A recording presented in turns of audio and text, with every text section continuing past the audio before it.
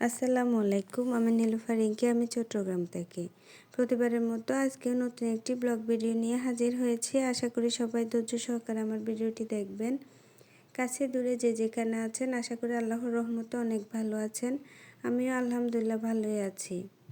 আপনারা যারা আমার ভিডিও দেখছেন সকলকে অসংখ্য ধন্যবাদ। আমার ভিডিও যদি আপনাদের একটু ভালো লেগে থাকে প্লিজ একটা লাইক দিয়ে দিবেন। আর আমার ভিডিওর কোনো অংশ যদি খুব বেশি ভালো লেগে যায় প্লিজ আমার চ্যানেলটি সাবস্ক্রাইব করে দিবেন। সকালে ঘুম থেকে উঠে মনটা একদম খারাপ হয়েছিল, একটুও কাজ করতে ইচ্ছে করছিল না।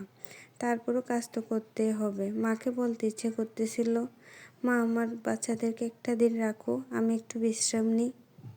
আমি খুব ক্লান্ত, আমার বিশ্রামের খুব প্রয়োজন। একটা সন্তানের সবচেয়ে আপনজন তার মা। মা থাকলে মায়ের সাথে কথা বলে একটু শান্তি নেওয়া যায়, মায়ের কাছে গিয়ে একটু বিশ্রাম নেওয়া যায়। কিন্তু কোথায় পাবো সেই শান্তির জায়গা? সবাই আমার মায়ের জন্য দোয়া করবেন। এরপর বাচ্চাদেরকে খাইয়ে কিছুক্ষণ পরিয়ে নিলাম। কয়েকটা পরোটা ফ্রোজেন করে নিয়েছি। এরপরে সারাদিন আর কোনো ভিডিও করা হয়নি।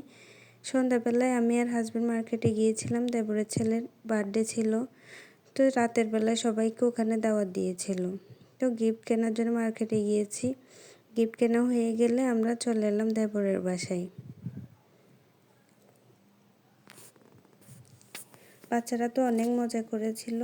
খাওয়া দাওয়া শেষ করে বাসায় আস্তে আস্তে অনেক দেরি হয়ে গিয়েছিল। আজকে এই পর্যন্ত, সবাই ভালো থাকবেন, আমাদের জন্য দোয়া করবেন। আল্লাহ হাফেজ।